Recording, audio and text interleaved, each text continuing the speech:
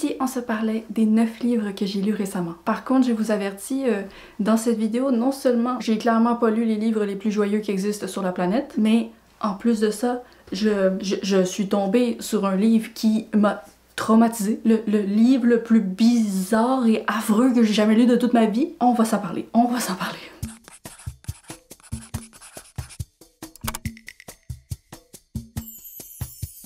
Avant de commencer, voici le petit menu des genres littéraires qui seront discutés dans cette vidéo. Au sommet, nous avons 2 romans noirs, ensuite on a une romance, une mythologie grecque, un roman contemporain, un roman d'horreur, un thriller, un roman historique et un mémoire. Pour ce qui est de l'ordre dans lequel je vais vous présenter les livres aujourd'hui, on va alterner entre un livre qui était dans ma propre palle et un livre qui m'avait été suggéré dans le bocal. Vous m'avez suggéré des trucs consternants, c'est tout ce que je veux dire. Ah, puis à la fin de la vidéo, je vais vous donner la moyenne des notes que j'ai données au livre de ma palle versus ceux du bocal. Comme ça, on va pouvoir déterminer si c'est mes membres ou mes choix à moi qui me donnent mes meilleures lectures. Avant de se lancer dans les avis lecture, j'aimerais vous parler du sponsor de cette vidéo, Nextory. Nextory, c'est une application francophone qui regroupe plusieurs types de livres. On les connaît surtout pour leur très grande sélection de livres audio, mais moi personnellement, j'utilise aussi beaucoup leur livre numérique illimité. Littéralement, là, c'est une mine d'or d'e-book. Et en fait, je dirais même que Nextory me sauve très souvent la vie parce que, comme vous le savez peut-être, j'ai un bocal où on me suggère des livres. Et très souvent, quand je vais faire mes recherches pour savoir où est-ce que je peux me le procurer, il y a aucun endroit sur Terre qui a le livre disponible, sauf Nextory. Puis ça, c'est vraiment incroyable parce que moi, en habitant à Montréal, j'ai accès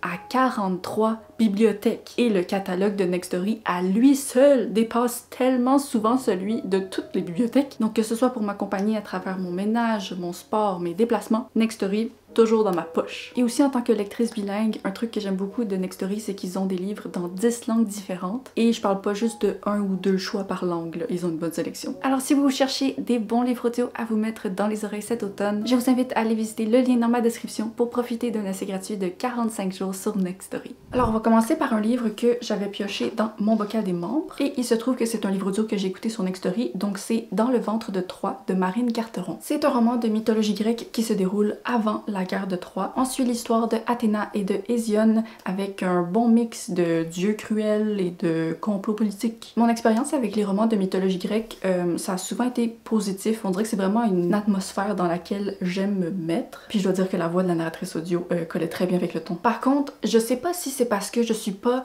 la plus grande experte en matière de mythologie grecque. Genre, j'ai lu plusieurs romans là-dessus, mais je me considérais pas comme quelqu'un qui a beaucoup de savoir et de culture générale par rapport à ça. Mais j'ai eu un petit peu de difficulté à embarquer dans l'histoire. Le point de vue d'Hésione m'intéressait, j'étais contente qu'on était dans ses chapitres à elle, mais tout ce qui était par rapport aux dieux, on dirait que je me mêlais très souvent. Je pense que c'est parce que, tu sais, ce sont des figures très connues de l'histoire, donc l'autrice prend pas le temps de nous les présenter, de les personnifier dans le texte. Et donc ça pourrait être parfait pour quelqu'un qui en sait déjà beaucoup sur la mythologie puis qui veut pas juste se faire répéter les mêmes trucs encore et encore. Mais personnellement, ça a juste fait que je me sentais assez déconnectée d'eux. Je les voyais vraiment plus comme juste des figures historiques qui prenaient place dans le récit plutôt que des personnages. Ça a quand même été une lecture sympathique que je suis contente d'avoir faite, mais j'ai un petit peu de déception parce que habituellement j'aime vraiment plus les romans de mythologie, je sais pas qu'est-ce qui a pas fonctionné. Donc si la mythologie c'est votre truc, je vous le recommanderais quand même parce que je pense que la majorité du souci vient de moi. Mais voilà, mon appréciation personnelle, ça atterrit malheureusement à un 2.75.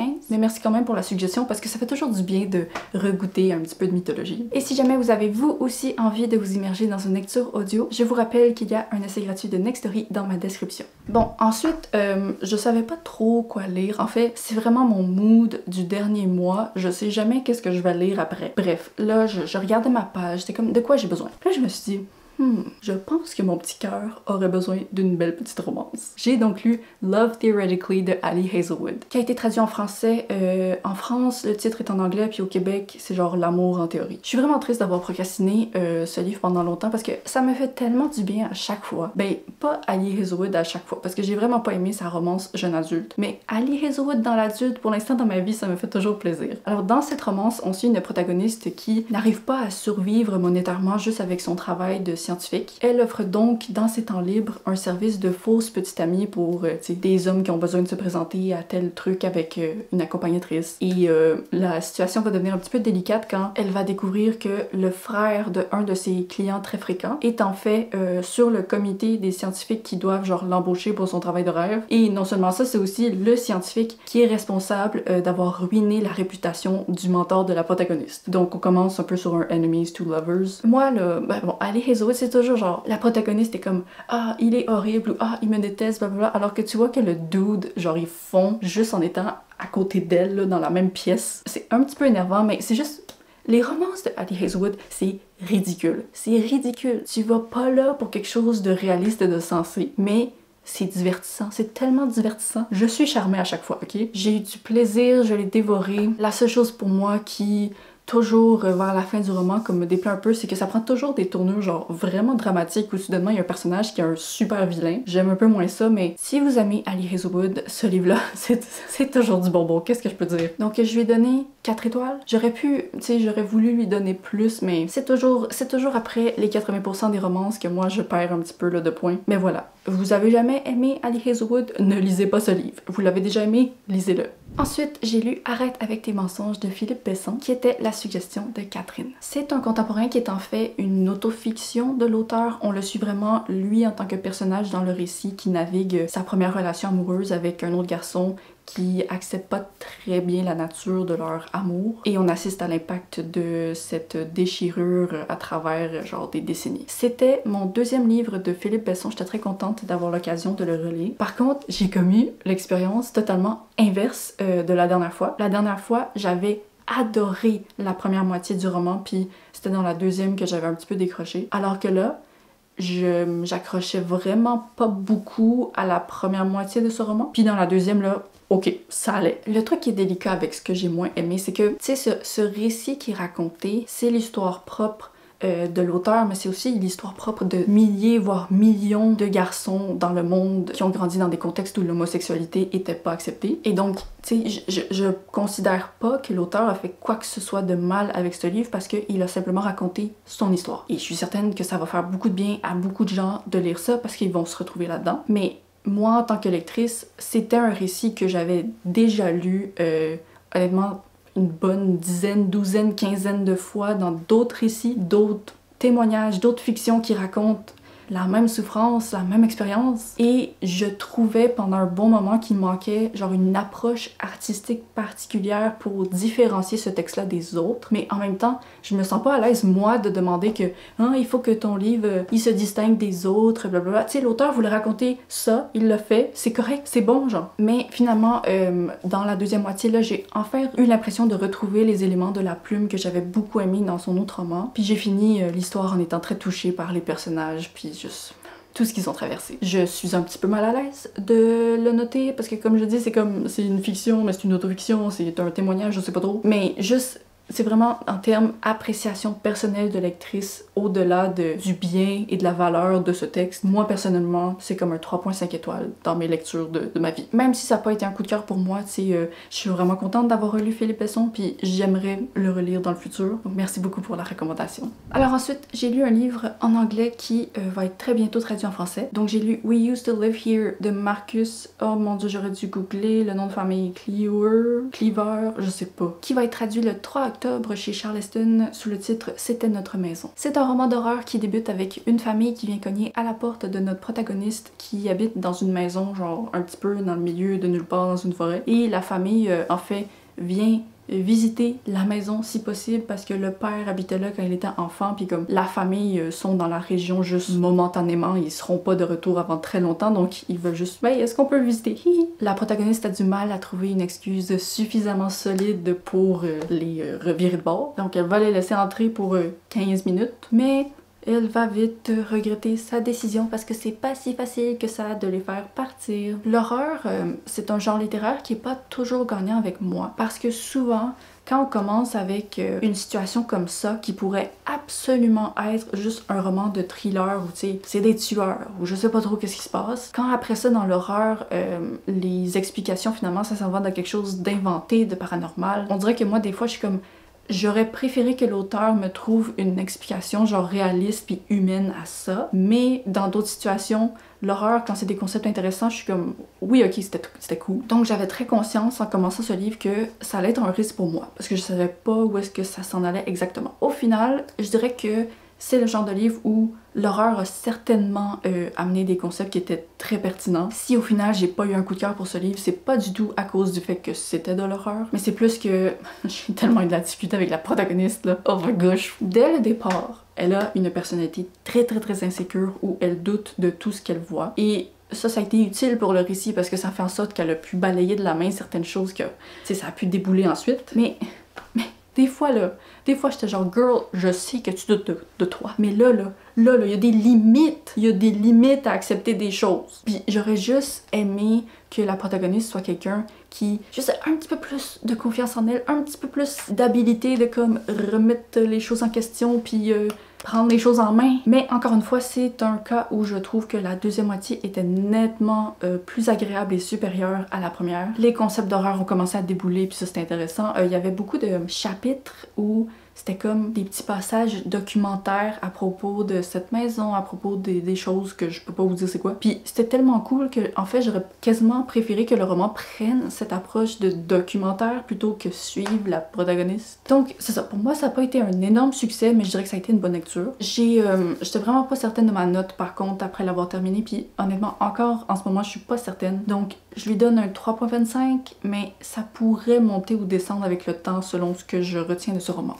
Ensuite, on va se parler du Premier jour du printemps de Nancy Tucker, qui était la recommandation de Cynthia. Ce livre est comme classé en tant que thriller, mais je dirais pas que c'en est un, mais en même temps c'en est un peu un parce qu'il y a le ton de thriller, mais c'est plus comme un drame, mais en même temps c'est pas le genre de drame auquel vous pensez. Ça commence très fort, on suit une fillette qui vient tout juste de tuer un garçon qui avait, je pense, 3 ans, et on la suit à travers son enfance très difficile, et ensuite elle, 15 ans plus tard, quand elle est désormais mère de sa propre fille et qu'elle craint très fort de comme faire perdurer le cycle d'abus générationnel dans sa famille. C'est une lecture que j'ai appréciée, mais en même temps c'est tellement bizarre de dire que je l'ai appréciée parce que pendant tout le long, j'étais habitée par une sensation tellement inconfortable. Genre ce que je disais c'était horrible, puis j'étais comme pas contente de le lire, mais en même temps c'était bien écrit, c'était bien présenté, c'était intéressant. J'ai aimé ça, mais c'était tellement pas agréable à traverser, même si c'était une bonne lecture. Je suis juste incapable de dire si c'était une bonne expérience de lecture pour moi, là. J'ai trouvé ça super cool qu'on aborde des thèmes de genre circonstances familiales très particulières, puis l'impact de ces choses-là, puis blablabla, de façon extrêmement crue. C'est pas un livre qui mâche ses mots, puis je trouve que ça fait que ça a beaucoup de valeur en tant que texte. Je suis pas habituée à avoir ce genre d'approche. Et puis quand j'ai terminé le livre, tu sais, je me suis pas questionnée 2 secondes sur la note. J'ai fait ça, c'est clairement un 4 étoiles. Mais comme, après ça, je regarde ma liste des livres que j'ai lus puis les notes que j'ai données, puis je suis comme, oui, je lui donne 4 étoiles, mais l'expérience de lecture a tellement été plus désagréable que des livres auxquels j'ai donné 3 étoiles. Genre, c'était pas le fun à lire, mais c'était bon. Donc, c'est ça. Merci Cynthia pour la recommandation. J'apprécie toujours les romans qui réussissent à me bousculer de l'intérieur comme ça. Je sais pas si je dirais que je le recommande, mais en même temps, c'était bon. Ok. Maintenant, nous allons passer à un roman qui je pense n'a pas été traduit en français. Peach Blossom Spring de Melissa Fu. Je vous l'avais présenté dans ma vidéo des 15 plus livres de ma palle, puis je vous avais dit que je savais pas trop en fait pourquoi j'avais ajouté à ma palle. C'est un récit qui se déroule en Chine au début du 20e siècle, puis qui suit une famille qui doit quitter leur village, puis même leur pays pour aller aux États-Unis pour survivre à la guerre, blablabla. Ce qui est un contexte que j'avais lu honnêtement beaucoup de fois dans le passé. Je sais pas pourquoi, j'ai souvent lu exactement le contexte de cette guerre-là en Chine à cette époque-là, mais c'est juste, ça a donné comme ça. Donc j'étais comme pas très motivée de lire ce livre parce que j'avais peur que ça fasse un peu comme, tu sais, les romans de Deuxième Guerre mondiale.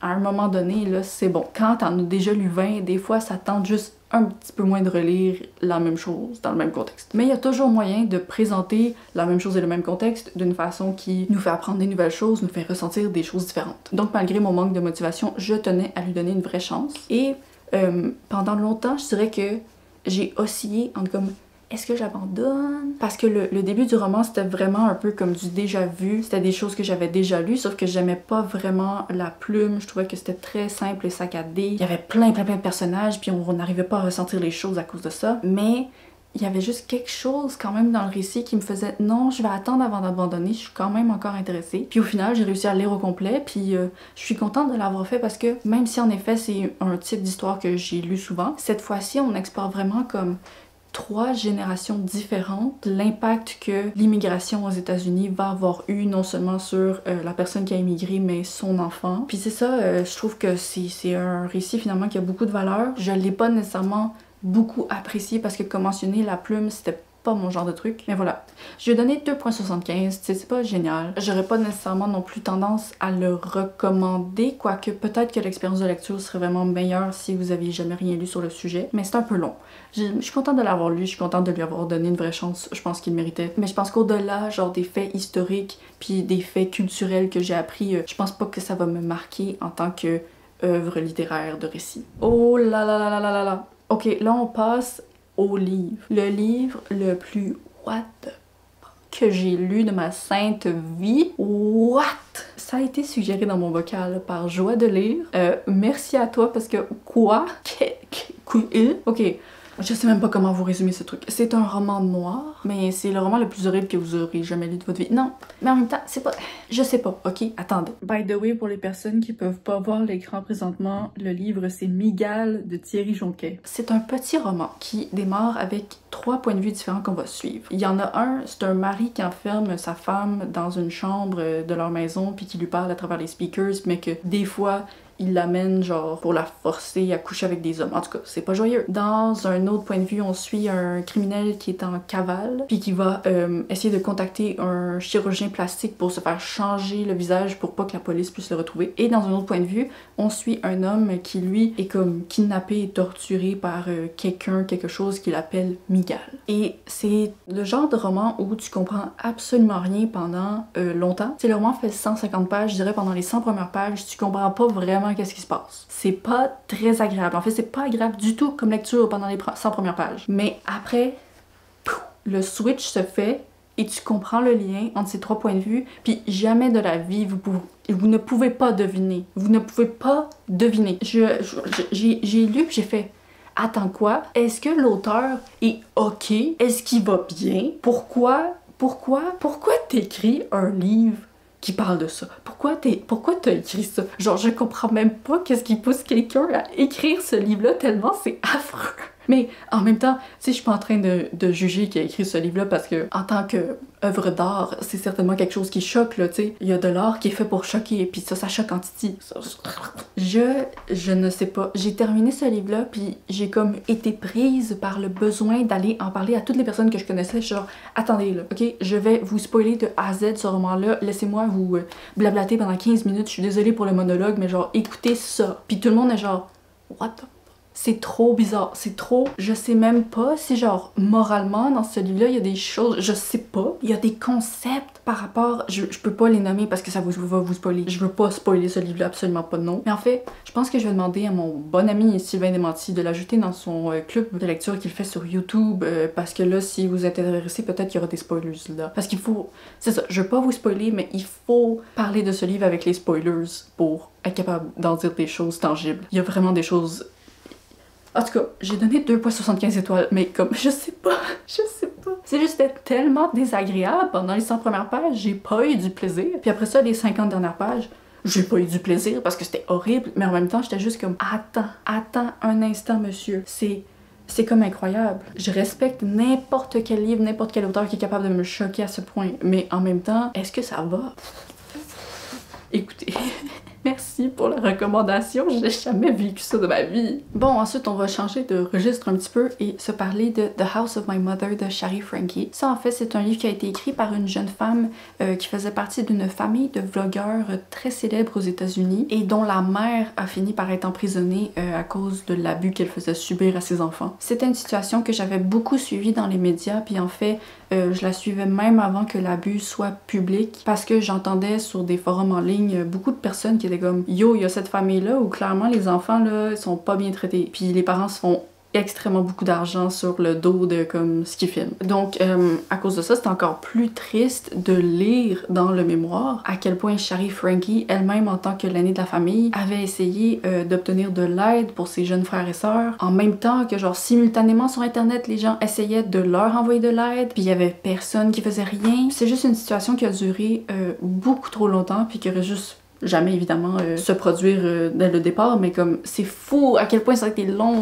L'autrice a choisi une approche vraiment très privée pour son mémoire. T'sais, elle raconte son histoire, mais elle entre vraiment pas dans les détails de l'abus qu'ont subi ses frères et sœurs, et on sent qu'elle est très affectée par le fait que sa vie et la vie de sa famille a été exposée sur les réseaux aux yeux de tous, comme depuis, pour certains d'entre eux, genre leur naissance. Et donc même si elle sort ce mémoire pour parler de ce qu'ils ont traversé, puis comme mettre en lumière le danger de ces familles de vlogueurs, puis des cultes religieux, puis blablabla, ben on voit que le livre existe pour comme conclure leur vie publique. Avec ce livre, elle fait une requête aux gens de ne plus chercher à en savoir sur elle et sa famille, de les laisser mener la vie privée qu'ils n'ont jamais eu le privilège d'avoir. C'est difficile de noter un mémoire parce que tu sais, c'est l'expérience de la personne, puis elle a le droit de la raconter exactement comme elle veut. Par contre, moi, avant de le lire, ce que j'avais entendu, c'est que c'était un mémoire qui était superbement écrit, blablabla. Donc, je m'attendais à une approche un peu comme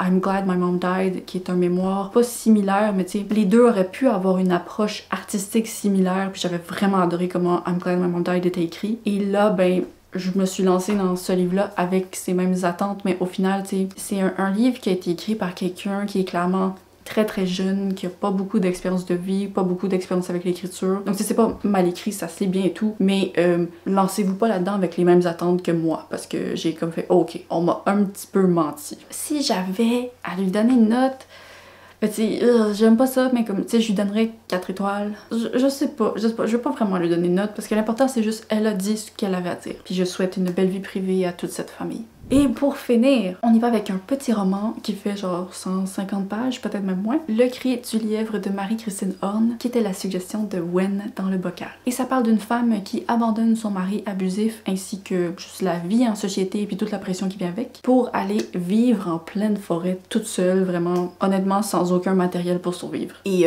c'est pas juste comme un beau livre contemplatif, c'est vraiment un roman noir, ok? On touche à des sujets très durs et on mâche pas les mots. Et je vais pas vous spoiler qu'est-ce qui se passe avec elle qui part en forêt, est-ce qu'elle revient ou blablabla, mais juste avertissement, il y a vraiment des scènes de grande violence là-dedans. Au départ, j'ai eu un petit peu de difficulté avec la plume, pas parce que c'était mal écrit, c'était super bien écrit, mais justement c'était tellement comme une plume imagée et fleurie que parfois c'est comme si les images cachaient un peu la netteté des actions qu'il y avait en arrière. Je comprenais ce qui se passait, mais je devais travailler fort pour comprendre ce qui se passait. Heureusement, ça finit par se dissiper, puis je sais pas si c'est parce que la plume a changé ou si c'est parce que les actions ont vraiment plus été mises à l'avant, mais là c'est bon. Le reste du livre, comme, ça avance, ok? Il y a du rythme. C'est...